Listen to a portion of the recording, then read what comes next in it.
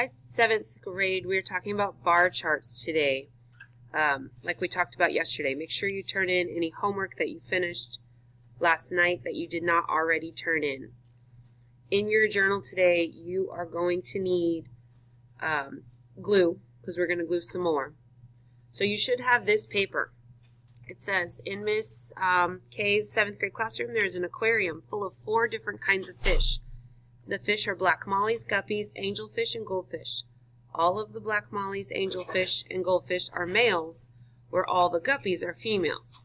What percent is greater in the tank, males or females? Okay, so when I look at this bar chart, we talked about yesterday how these are better because they're labeled. So go ahead and label yours with each of the values.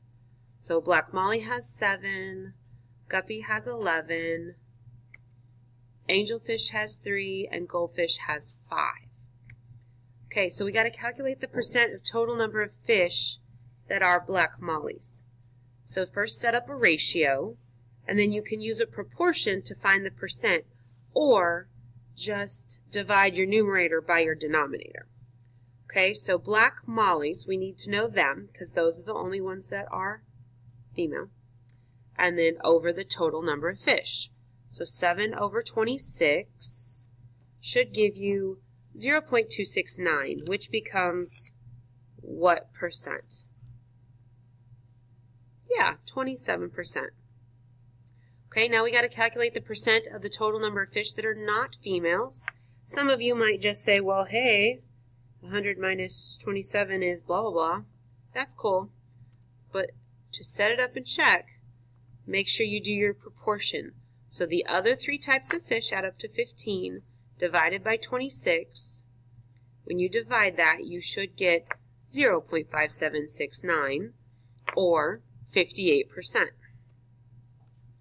Oh, let me go back so you can copy that down. Okay, now number 3, compare the percents calculated in previous steps. So you can infer, that's an English word, that the percent of black mollies is close to half the percent of all other fish combined. Okay, so make sure you write that down, because that's the type of question that they're actually going to ask, not just find the number of. They're going to want you to compare and look at the different stuff that's already in the chart. Okay, so you need this little piece of paper and this little piece of paper. You are going to build your own bar graph. Okay, so Kylie's wanting to be healthier, and she's wanting calcium-rich foods each day. She's looking at the contents. Now we need to make a bar graph and make sure to label each axis as well as a title for the graph. Okay, so then we're going to write 3 inferences to compare the data provided in the graph, and you're going to write those inferences.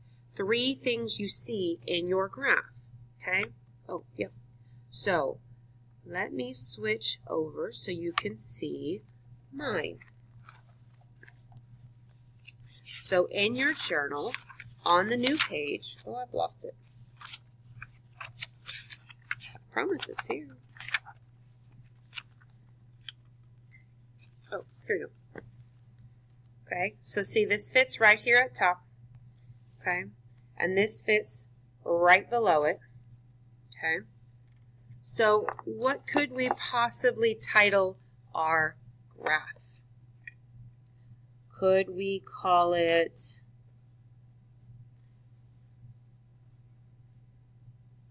calcium content? Sure, why not? Okay. Okay, and then we can put our amounts down here on the bottom. We can do 50, 100, 150, 200, 250, 300. And then this is, now it might not fit on the paper, so I'm writing it down here. Calcium content in milligrams. Okay, and then on the side, these are our foods. And we have milk, yogurt, cottage cheese, and ice cream. Okay? So you are going to measure out how far the milk goes, the yogurt, the cottage cheese, and the ice cream. Okay? So if it's helpful, put these on 2 different pages side by side so you can write your inferences above or below your graph. Okay? But I still want you to be able to see what's on your table.